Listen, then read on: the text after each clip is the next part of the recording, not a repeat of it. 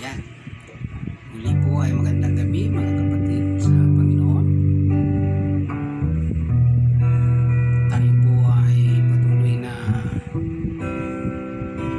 magbibigay ng karugtong ng ating pag-aaral, How to Worship God. Nasa pandima na po na tayo at ito po ay dito muna tayo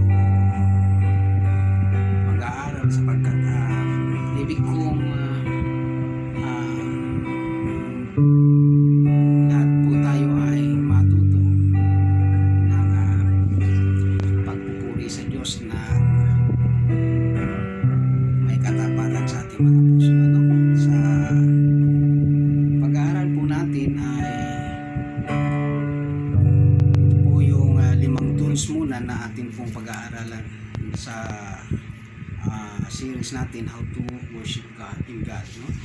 At ito pong panglimang ito ay giving, no? Giving, na kung saan po ay kumukumpleto po yan sa worship ng na nais ng Panginoon, no? Marami pong paraan ng pagpupuri, subalit bibigyan ito po muna yung basic na kung saan kailangan talaga ng tao para ikaw at ako ay makalapit ng malaya sa Panginoon. Hallelujah. So ang una po na ang ating how to worship in God, prayer, then singing to the Lord, then study the Word of God, then 4 serving to God, and lastly po ay giving, no? Panlima. So dito po ay patuloy na susundan po natin kung ano yung pattern na pagpupuri sa Diyos, no? Hallelujah. So mabait po kayo sa panalangin. Nagilang Diyos, nagpapasalamat kami sapagkat niloob mo, Diyos, na kami makalapit na muli. Hayaan mo, Diyos, na kami matuto na magpakababa sa iyong harapan. May balik namin sa iyo ang lahat ng biyaya na kung saan ay may bahagi ka, O Diyos. Kaya naman, O Diyos, sa gabing ito, nais namin na ikaw ay kumilos sa bawat isa sa amin upang patuloy, Panginoon, na maging bukas ang aming kaunawaan, ang aming puso, at ang aming pananaw sa buhay, na kung saan, Panginoon, ay may mga bagay na hindi namin naintindihan mula nang kami ay magkaisip. Sa tagal ng panahon, Panginoon, na kami ay napawalay sa iyo, halos hindi namin naunawaan na sa buhay na ito mayroon kang bahagi na kung saan dapat namin ibalik sa iyo. Sa aming pagpupuri, loobin mo, Diyos, na maging magaan sa aming kalooban ang mga bagay na pag-aaralan namin na nagmumula sa iyong salita. Dakilang Diyos, muli samahan mo kami. Pagpalain mo ang bawat isa sa gabing ito, Panginoon, upang kami, Panginoon, ay makapagpatuloy na makasunod sa iyong kalooban na tuntunin na kailangan naming ibalik ang lahat ng bahagi para sa iyo sa pangalan ni Jesus. Hallelujah. Amen. Hallelujah. So, dako tayo sa pag-aawit sa Panginoon bilang sangkap ng pagpupuri sa Diyos. Hallelujah. Paano sigero ko siya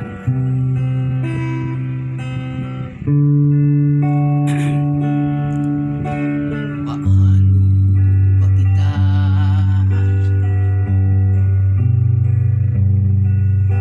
mapapasalamatan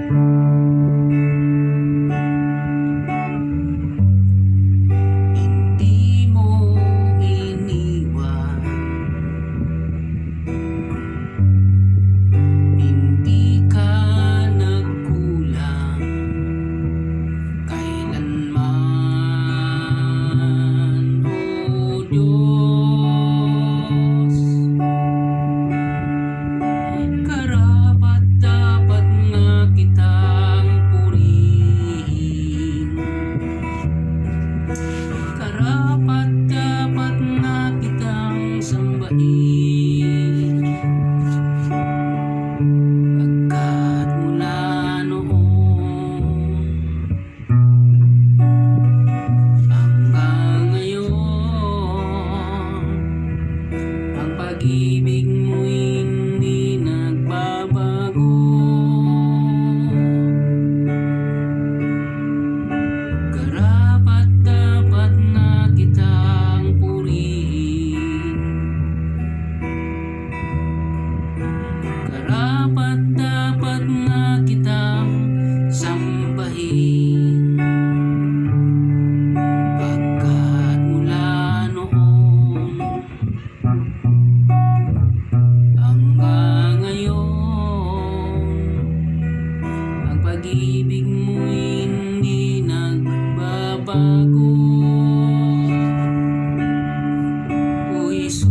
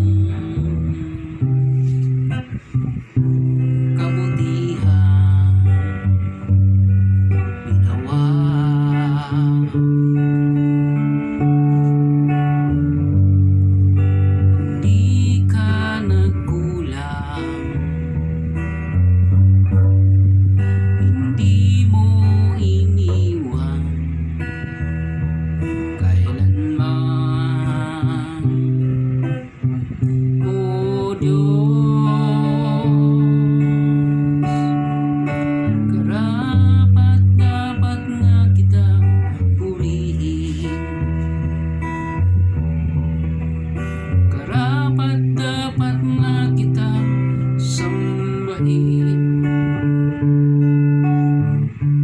Kahit mula noon hanggang ngayon, ang pag-ibig mo'y hindi nagbabago.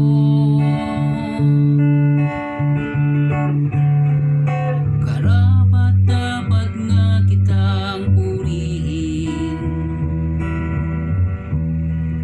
Karapat-dapat nga kitang sambahin. Kahit mula noon hanggang ngayon, ang pag-ibig mo'y hindi nagbabago. O Jesus, hallelujah Jesus. Yes Lord, hallelujah. Thank you Lord Jesus.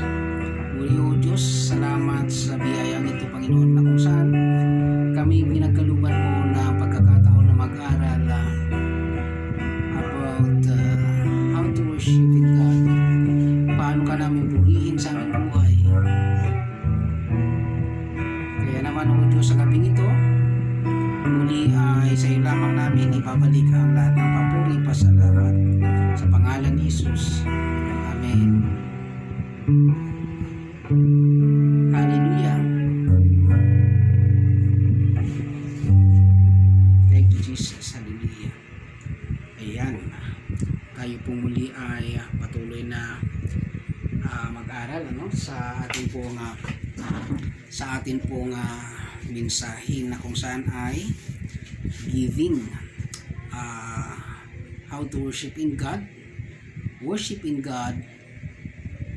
through giving. So dito po ay makikita po natin, bubuksan po natin ang ating Bible, na kung saan po ay dito ipapakita sa atin kung bakit kailangan nating purihin, o kung bakit o paano naging bahagi ng pagpupuri ang pagbibigay, no? So sa Pahayag chapter 4 verse 10 to 11, sabi niya po diyan, ang 24 na pinuno naman ay nagpatira pa sa harapan ng trono at sinamba ang nakaupo doon ng ang buhay magpakailanman. Inialay nila ang kanilang kuruna sa harap ng trono at sinabi, aming Panginoon at Diyos, karapat dapat kang tumanggap ng papuri, karangalan at kapangyarihan, sapagkat ikaw ang lumalang sa lahat ng bagay at ayon sa iyong kagustuhan sila'y nilalang mo at pinanatili. Purihin ang Panginoon. So dito po makikita natin na ang Panginoon ang lumalang ng lahat ng bagay. So lahat ng bagay na nilalang ng Diyos ay kung papansinin po natin sa ating pong buhay, kailangan nating magbalik. O sabi po diyan, kung papansinin niyo po yung chapter 4 verse 10 ng pahayag, sabi niya doon ang 24 na pinuno naman ay nagpapatirapa sa harapan ng trono at sinamba no? Ang nakaupo doon ang nabubuhay magpakailanman na walang iba kundi ang Diyos na walang kamatayan, ang Panginoon na walang namatay muling nabuhay para sa ating lahat at inialay, yun po yun, paghahandog o pagbibigay, ibinigay nila ang kanilang korona. So ang korona na simbolo po ng authority, karangalan, katanyagan, lahat po nandoon ay isinurrender nila, no? Dahil sa pagsamba na kung saan ay nararapat, no? Sabi niya doon, sinamba nila. Ang sabi doon, ang aming Panginoon at Diyos. So papansinin po natin na sa ating buhay kailangan po nating ma-express yung pagbibigay, no? Pagbibigay na kung saan po ay ito po ay bahagi ng ating buhay. Sabi nga po ng Leviticus, kung papansinin niyo po yung tagubilin doon, na ito po ay babanggitin natin sa sunod na pag-aaral natin, sapagkat ito pong pag-aaral natin ay step by step po na kung saan ay unti-unti nating pag-aaralan, sapagkat kung uubusin po natin yan, hindi rin naman, baka hindi rin lang naman ninyo maintindihan at tayo po ay lumiban, sayang po, no? So dito po ay sinabi po ng Leviticus doon ay ibigay ninyo ang ikasampu ng bahagi, no? Ng pananim, hayop, anumang mayroon tayong tinatangkilik, ibibigay natin ang ikasampu kapalit. Sabi niya dyan, ibabalik natin, no? Sa ating buhay, even though ito yon, no? 100% naging tao po tayo. So yung 10 bahagi po dyan ay para sa Diyos, no? Huwag nating ubusin. Para sa Diyos, mayroon pong bahagi dyan, mayroon pong bahagi dyan na para sa Diyos. So ito po yun, ibigay natin, no? Hindi lang po ang pagbibigay po, hindi lang sa financial, kundi ang pagbibigay po yung time mo, yung panahon mo, at saka yung oras na kung saan ay yun po yun, yung oras na kung saan ay ibibigay natin sa Panginoon, no? Sa pag-aaral po natin na ito, nais pong ipaunawa sa atin ng Diyos na hindi ang nais niyang ibalik natin ay kung ano ang mayroon tayo. Sabi niya doon, kung lahat ng ating tinatangkilik, no? Kaya nga po, hindi, ang pagbibigay po ay hindi lamang sa pinansyal na bagay, kundi yung kung ano mayroon ka sa iyong buhay, ang ikasampu niyan ay sa Panginoon. Hallelujah. Hallelujah. Sa panahon, sa oras, may 24 oras sa isang araw. So, ilan ang oras na dapat mong ibalik ibigay para sa Panginoon? So, dito po matitesting na naman natin ang ating sarili na ibibigay mo na ba yung ikasampung bahagi ng Diyos, no? Sa 20 oras, mayroong 2 oras na kung saan ay ito'y dapat para sa Diyos, no? At doon sa 4 na oras, mayroon tayong 24 minutes na ibibigay ba natin yon para sa Panginoon, no? Sa ating pong pag-aaral, nais po natin ginawin yan kasi po ganito yan. Kung sa umaga, pwede mo namang hatiin, no? Sa umaga, pag gising mo, mayroon kang 30 minutes o 15 minutes sa panalangin. sa tanghali mayroon kang 15 minutes na panalangin, may kalahati ka na. Sa gabi manalangin ka ulit. Then sa pagbabasa ng salita ng Diyos, no? Pagpupuri, pwede mong ibigay, no? Pwede mong ibigay sa pag-awit sa Panginoon. Kasama po yan sa pagsamba. Ibalik natin yung panalangin, 15 minutes, pag-awit, 5 minutes, then yung pagbasa natin ng Biblia, then yung atin pong ginagawa, yung atin pong pag-alala sa Panginoon, paano tayo makapaglilingkod, no? Isang bagay po yun. Lahat po yan, may bahagi ang Panginoon sa atin, no? Kaya nga sa gabi pong ito, nais po ng Panginoon na maintindihan natin yung bahagi na kung saan ay dapat nating maibigay, no? Giving, worship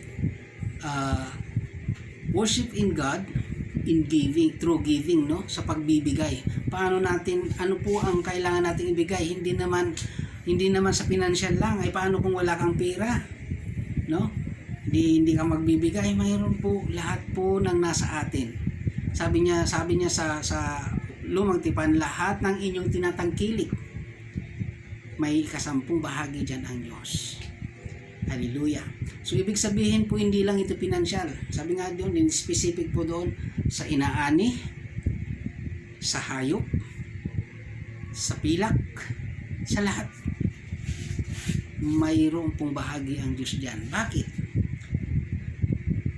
Wala yan kung wala ang Diyos. Hallelujah. So dito po ay nais ko pong ibitinin ulit kayo para mayroon kayong excitement. Next pag-aaral po natin ay bibigyan po natin naman ng karugtong yan, diin para sa pag-aaral natin, ano. At ito po ay bibigyan natin ng karugtong, no.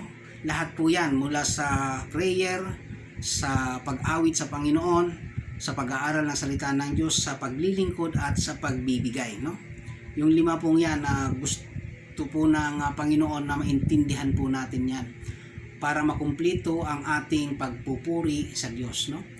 Sa pagpupuri sa Diyos, sabi nga po diyan, no, lahat, kung tutusin, pag ikaw ay kinurunahan, mayroon kang kapangyarihan, mayroon kang karapatan, mayroon kang lahat, mayroon kang yaman, katanyagan.